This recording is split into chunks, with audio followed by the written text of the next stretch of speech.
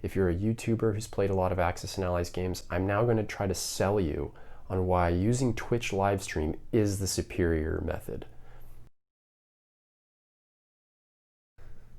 Hello everyone, this is the Good Captain, and welcome to another video on Axis and Allies. And I know this is a lot different than any other video I've released on my channel because you can see me, and that's because this is the first video in what'll be an ongoing series of somewhat controversial topics in Axis and Allies, and so I wanted to make sure I looked my audience in the face when I did this. And this is also something, I've got about 4 or 5 topics lined up, so I'll probably be releasing them every 2 to 3 weeks. It's something I'm doing in the interim while I put the final touches on my 10-part series for Axis and Allies Anniversary 1941. So my first video in this series is in defense of Twitch live stream. And so some of you might be wondering, well, what the heck does Twitch have to do with Axis and Allies? So very quickly, I want to start by highlighting that there are now essentially 3 ways to play Axis and Allies. You have face-to-face, you have online via something like AAA or Axis and Allies Online or Games by Email or Vassal or something like that. And now you have what's known as a game by YouTube or a YouTube game. And I'll spare my audience the details of this method and instead just link a primer video by a good acquaintance of mine and fellow ANA YouTuber Corporal Clegg. He does a very good etiquette video that also gives you a good summary of what it is to play a YouTube game. So check that out in the link in the description box below. Suffice to say that this method involves a bit of both face-to-face and online play. Players use their physical board, move their physical pieces, roll physical dice for themselves as well as their opponent, and then they submit this video to YouTube, and then the turn passes to your opponent or your ally or whomever is next. So out of the gate, I thought this was a really cool idea. After all, I personally have done a lot of work on my board and pieces, and I really wanted to use them, especially at the time of this video, the pandemic has been kind of an ongoing thing. But in my opinion, there's some pretty glaring drawbacks to this sort of play, 2 in particular, that I think are pretty prominent. And at first, it's highly error prone in that it really is up to you and your opponents to make sure that you're making all the needed adjustments to your board after an opponent's turn. And I can say from experience, this is an extraordinarily difficult thing to do. It seems simple, it's just not.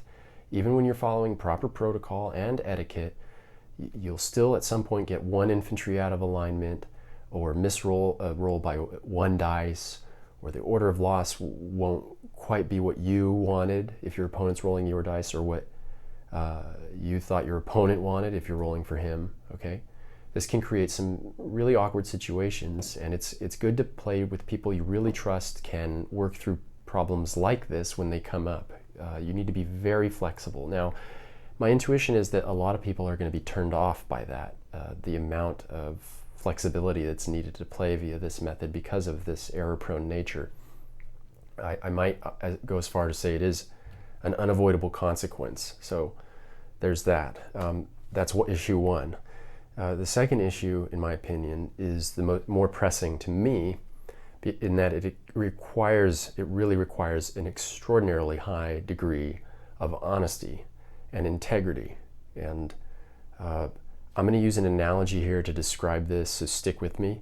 But imagine you go to your friend's house to play Axis and Allies face-to-face, but instead of all the players sitting in one room playing on the board is located in a side room, a guest room or whatever, down the hall. And the players stay in the living room, and they each one at a time take their turns going into this room where no one can see them to take their turn. Once they come out, they show everybody what they did on their phone, right? Because they took a video. This really is the analogous equivalent to what it is to play on YouTube. So if this sounds odd to you, it's okay, I think. It sounded odd to me too, and again, my intuition is that there are people who are not trying or playing via this method because of one or both of these issues. Enter Twitch live stream. This was my attempt to attack these problems head on. So for anyone who might be interested in this method of play but hasn't tried it yet, or even if you have if you're a YouTuber who's played a lot of Axis and Allies games, I'm now going to try to sell you on why using Twitch live stream is the superior method. Out of the gate, Twitch does everything YouTube does. It really does. You shoot a video using your cell phone following the exact same procedure you would otherwise normally follow. And I'll even argue that it's easier to use. It's just a free app on your phone that requires literally 2 touches from your finger to go live. Well, that and a title. Okay, you have to write in the title, but that's easy. And then once you're live, you can record your video. And once you're finished, it's automatically uploaded for your opponents and teammates to see, and they'll get notifications as long as they're following you on Twitch, just like on YouTube. Okay, so we tap Twitch. I'm just going to show you how to do this real quick. It's your profile, and then in the purple button here, it's Go Live. You tap that. It asks you to make a title. Whatever. And then it asks you to select a category. So just chatting. That's what you should place. And then start stream. Yeah. Turn the phone sideways. 3, 2, 1 on the right hand side. It'll say live in the bottom left, so you know it's recording live, and the top left is an end button. When you're finished, you just tap that. Otherwise, we are live right now. Tap the screen, hit end stream, and back to the video. So what are some of the other benefits to using Twitch? Well, the integrity factor is completely alleviated. Due to Twitch being a live stream service only, to go back to our analogy, all players are now back in the one room, bearing witness to each turn in more or less real time. But there are other benefits to this method of play as well. For one, if you think you're going into a battle where order of loss might be an issue, you can coordinate with your opponent and just say something like, hey, big battle coming up. You might want to join in on a live stream so that you can give me your order of loss as it happens. So another benefit to your having somebody watch you is that they can act as error detectors for you. They can type into the live chat, hold, stop, wait, something like that, and then describe what's going on or what the error they see. And the best part of this is totally optional. Okay, it's not necessary to have live opponents, not at all. You don't have to and shouldn't probably coordinate with your opponents to be there every time you take a turn. Okay, it's only, I would say, as needed in my recommendation. The Twitch live stream basically acts as an old school voicemail on those old phones, right? So just with a video attached, you make the recording, it's on the tape, it's live. And again, these are the 2 reasons I think at the very least that this method of play should be considered. You should give it a trial run.